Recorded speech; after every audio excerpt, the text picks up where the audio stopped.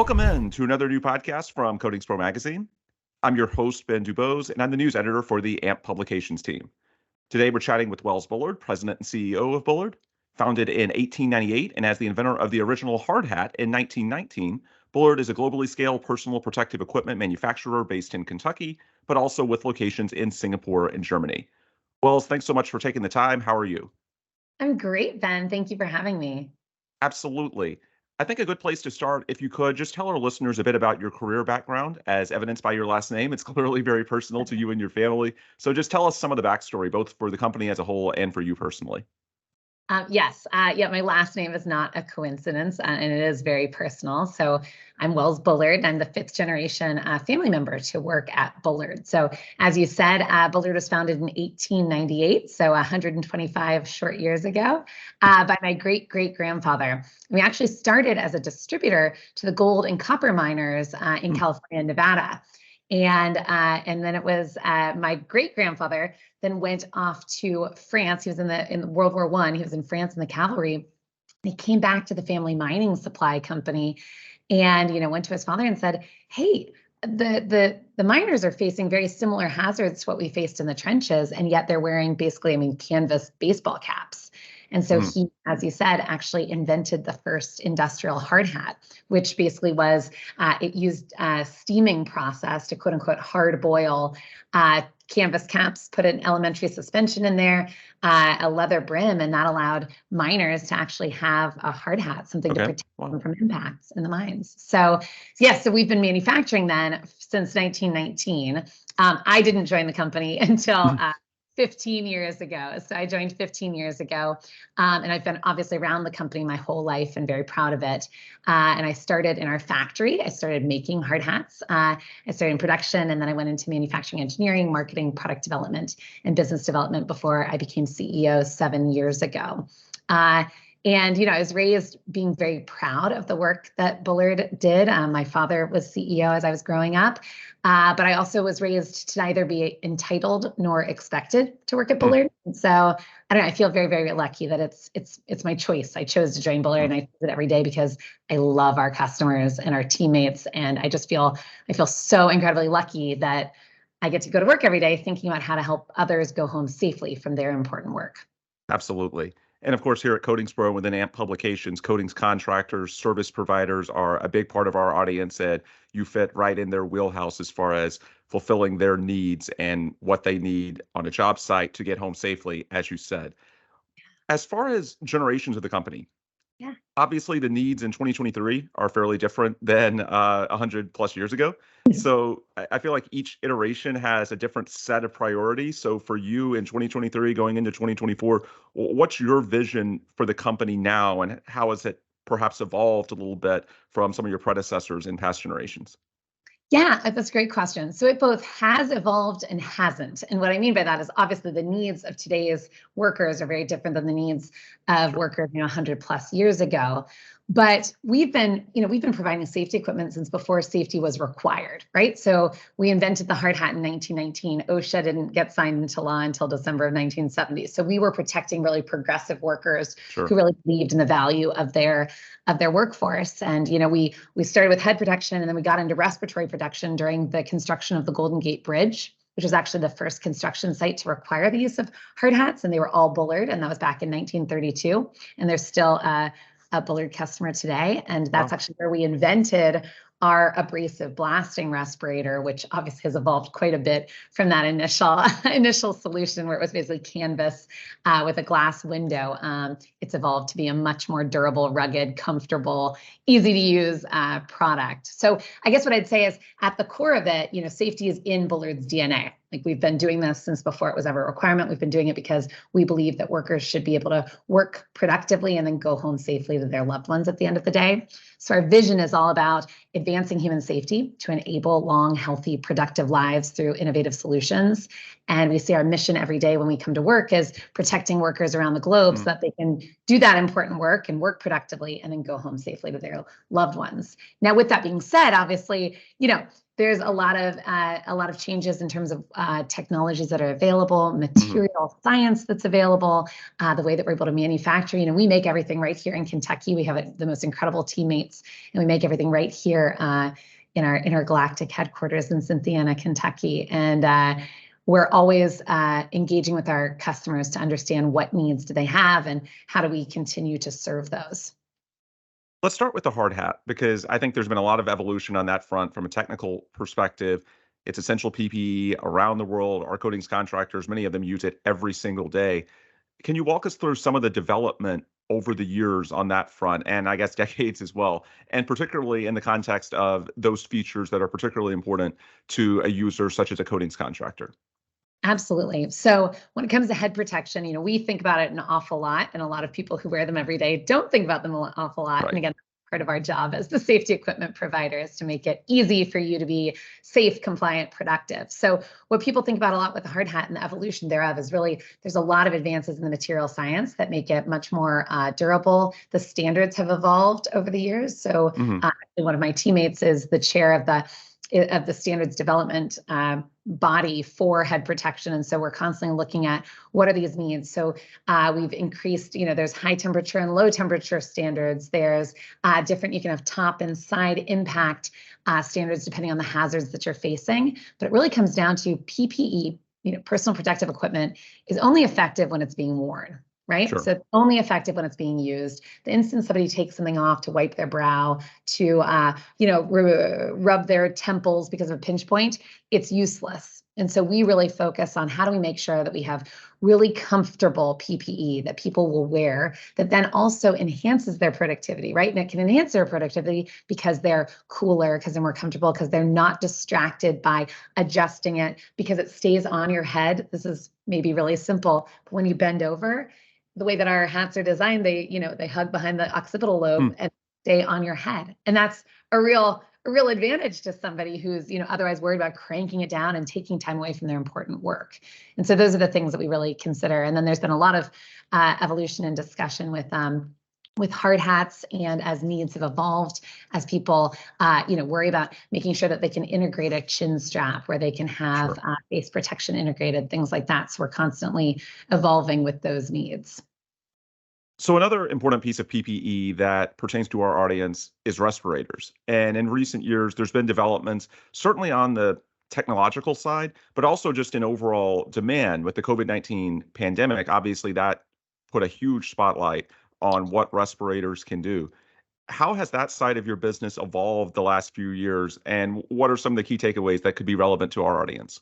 Yeah, that's really interesting. So obviously the pandemic impacted every single one of us around the world. And it all of a sudden made personal protective equipment, PPE, became a household term. People were talking about at the dinner table, Sure. which is kind of wild.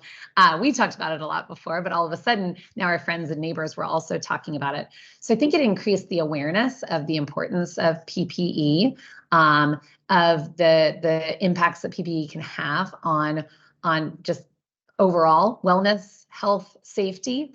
But it also made everybody realize what it feels like to wear a respirator, and especially to wear a mask respirator. And it is a little bit taxing on the heart and lungs, and it can sometimes make speech difficult and communication a little bit difficult. And so all of a sudden, everyone was aware of what that experience was. And so we make positive pressure respirators. So we make respirators that are either using supplied air or powered air purifying respirators.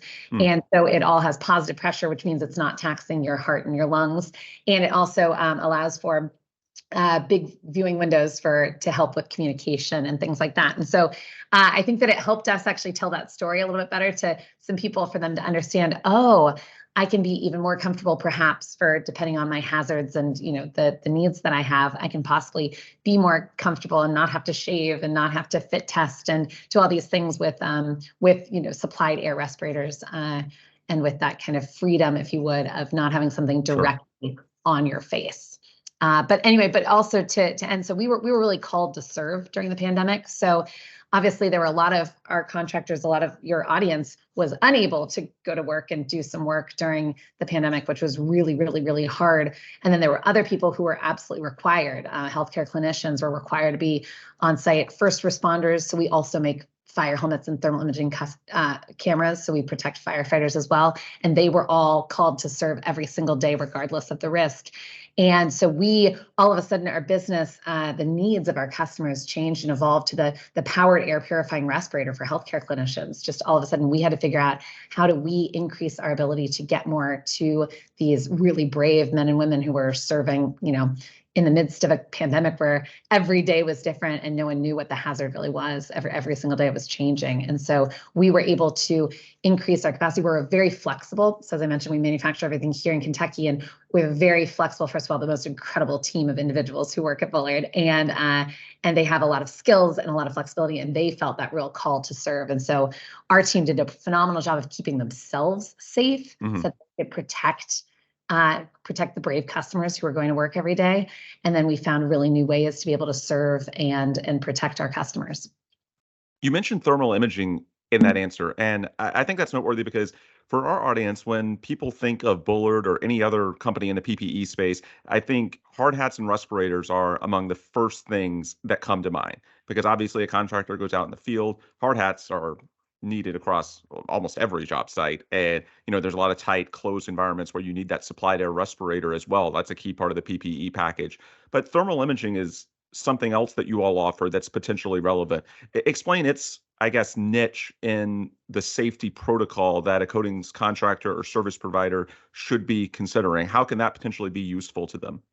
Yeah, so our thermal imagers are originally designed for firefighting. So we really got into that space by we protect firefighters with fire helmets, and then they were when the technology was declassified by the military in the late 90s, we then packaged it up in this really durable, rugged package that was really easy to use. So really, what our thermal imagers offer is they offer the ability to be able to see differences in temperature depending on the emissivity of the materials that you're looking at, but you can see liquid levels. You can see where there might be potential fire hazards in the facility in terms of ballast that might not be working, things like that could be hazards ultimately. So, I mean, there are a lot of different uses. I will say that our thermal imagers are built especially rugged because they're to withstand very high temperatures for the firefighting industry, not to mention just the very rugged environment. But I mean, that actually translates quite well to the coatings environment if that's the appropriate tool and the appropriate temperature ranges to help people be able to see, again, those liquid levels, be able to see where they might be having heat escape or heat entry into their facility. So there could be lots of applications there. Earlier in the interview, you mentioned feedback from clients. Let's talk about coatings users specifically, because I know you've got a lot of them that you talk to, you keep in dialogue with them regarding what their needs are. What are they telling you as far as their common pain points, their questions? What are their needs as we head into 2024? Yeah, that's a great question. And yes, we are constantly engaging with our customers. We take a real pride in engaging personally, right? Personal protective equipment. So we're constantly engaging personally with our end users. And one of the biggest themes that we're hearing from our blasting and coating customers is finding and keeping good talent. That is something that they're all really struggling with. And I think that resonates across the economy. But in the blast and coatings market, it really is about finding and retaining that good talent. We hear about people swapping, talent that maybe is fine, but they just need bodies to do the work that they're doing. But that's where what we talk to our customers about in that realm is great. How do you attract and retain talent by giving them really comfortable PPE, right? That maybe provides a lot of cooling so that the job, it's a very hard job, requires a lot of skill, a lot of the stuff, but how do we make it easier where we can? How do we make it easier to make it where somebody doesn't have to shave their beard and not have fit testing? So we have those discussions, right? Because those are barriers to people wanting to enter the space, right? Right. The dirty secret about PPE, and I say this too often, is nobody actually wants to wear it, right? Like you'd rather wear flip-flops than a tank top, but our work environments require us to protect ourselves. And so how do we then, as Bullard, as the manufacturer, how do we make the most comfortable, easiest to use, How do we give you additional tools with the PPE, right? How do we make it where it's adding cooling, where it's increasing your ability to see without glare? How do we give you some benefit there? Eliminate any like sweating around your nose and dermal exposure, right? So I would say that this generation of workers is much more aware, and I think the pandemic accelerated this, but they're more aware of the risks that they might be facing in activities they choose to participate in, being work or free time activities. Sure. And so that dermal exposure, protecting your eyes, all that sort of stuff. So finding and keeping good talent, and then being compliant, right? So we hear a lot from our customers like, hey, just help me understand, like, here are the safety standards. Like, how do I make sure that I'm compliant, to OSHA and to other, standards and regulations. And then also, how do I make sure that I have confidence that I'm protecting my team? Like, I have a responsibility to keep them safe at work. And so we have a really consultative sales approach. So we've got direct field sales out in the field, engaging with our distributors and then with end users as well, to make sure that we're helping them understand, how can I be compliant? How can I be confident in that compliance? Because again, ultimately, our coatings customers, I mean, they're really focused on how are they serving their customers, right? How are they being productive? How are they delivering high quality, on time, good work, ensuring that they've got the people to do the work and that they're promoting that. And so we think that our job is to help them be productive, help them be compliant, help them understand their needs, and help them be comfortable and have that peace of mind that they're delivering, that they're giving their teammate the right protective equipment. Yep. On the materials and technology side, you've talked about this a couple of times. What are some of the trends in that space? Where is the market going in terms of new technologies in the next few years, as we look to, not just what's happened since the onset of the pandemic, but what people are looking for the remainder of the 2020s and beyond?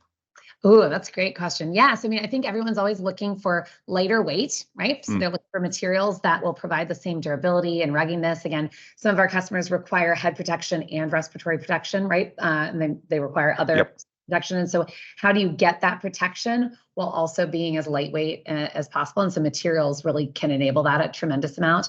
How do you also make sure that you're delivering cooling, right? So people want to be, again, the workplace is often warm. Now we have heating and cooling options too, but primarily we hear people talk a lot now. In the coming months in Minnesota, they'll be talking about the heating needs, but they talk about being cooler because they're doing very active work. And so how do we make sure that we've got the materials that are moisture wicking, that are, making it easy, and that are lighter weight and easier to cool, and to provide more of that cooling to the user. The other thing that people are asking us about for a lot is kind of that, how do they get real-time information that they can use to make decisions, right? So we have an air quality product called the Air Guard, and it helps to make sure that it monitors the grade D air to ensure that it meets OSHA requirements, and then it provides insights into the quality of the air and makes calibration easier, right? So then again, that allows the worker to know if there's a problem. It'll tell them. It makes the calibration really easy. And then it also has a USB stick that allows the data logging to be really easy, so that you know that you're calibrating, and that you know what the airflow, all these data points, and that allows you to make better decisions as either the business owner or even as the worker yourself. So I think people are looking for that data at the point of use and after the point of use, to be able to increase their productivity and increase their ability to deliver for their customers. So we're coming to the end of 2023. It's a normal point to do year-end reviews and outlooks for the future. I know Bullard's had a few new things this year, most notably Seline got released in recent months. If you could tell us, a little bit about Seline. I know that's one of the new things that you all have offered that could be relevant to our audience. And then secondly, any other key takeaways from this year as we wind down 2023? Yeah, absolutely. So Seline that you mentioned is our newest, it's our newest soft hood. It's designed for use with powered air purifying respirators, which can be used a lot in the coatings industry. And it really, it has fewer touch points, and it has a 300-degree field of view lens, right? So again, it gives you that feeling of you're not wearing anything, almost, because you can move your head and you can see. You've got crazy wide peripheral view, so you can see everything that you need to. It's really comfortable and also very stable. So we engage directly with users, which is just how we go about product development in general. But and we've designed it to fit a wide variety of body shapes and sizes, not to mention hairstyles and things like that. But it's very the great field of view. It's got incredible airflow. It's easy to don and doff, and it's very stable and fits a lot of different people. Yeah, so that's our newest one, Seline. Yep. And then as far as 2024 and beyond, is there anything else that our audience might want to know as far as the outlook for you guys and potential developments on the horizon in the years ahead? Yeah, absolutely. So again, I mentioned the air guard air quality monitoring there. We are obviously still very focused on the blasting market with our GVX and our 88VX, which are just time tested, really rugged, really comfortable, really easy to use, abrasive blasting respirators that enable the user to have really that total peace of mind as they're doing their important work with the durability. But I would say that 2024, like every year for the past 125 years for us, is really about focusing on our specific customers, the incredible work that they do in hazardous environments, and us being focused on how do we enable them to do their work productively and safely so that they can go home to their loved ones. And we have that luxury, being a 100% family owned company here in the USA. Like, we have this luxury of being able to really focus on our customers and our teammates and just deliver that for the future so that we can keep protecting workers in the coating space and beyond. Great insight there from Wells Bullard, President and CEO of Bullard, one of the leading companies in the PPE space. Wells, for any listeners or viewers that may want more information from you all or to learn more about Bullard's products, how can they get that? I'm guessing it's as simple as the website and social media, but just use this as your forum to sort of plug information that our audience could potentially find out. Awesome. Thank you, Ben. Yes. So Bullard.com, www.bullard.com is a great place to go learn more. But I also encourage people to reach out to inside sales at Bullard.com. That's INSIDESALES at Bullard.com to be able to sign up for newsletters and get more information. We're going to be doing some webinars with some industrial hygienists to try to bring, again, more education to our customers so that they understand how to make the best choices for themselves moving forward. So that's a great way to sign up for that. You can also find your Bullard expert. I mentioned our consultative sales approach. Find your Bullard expert if you go to Bullard.com. Under the Contact Us button, you can find at the top, right there on the top bar, you can find your Bullard expert. And all of our salespeople are qualified safety sales professionals. So they really understand the full gamut of the hazards you're facing. They want to help you be as productive and safe as possible. So, and then LinkedIn, if you want to follow us there, it's under company/Bullard. So we're right there. Awesome. All right. Well, that will do it for today. For Wells Bullard, I'm Ben Dubose. If you want more resources from us, coatingspromag.com is the website for Coatings Pro Magazine, and amp.org is the website for the Association for Materials Protection and Performance. All right. With the plugs complete, we will sign off. Thanks as always for listening, and please come back soon for another new episode. Thanks. Be safe.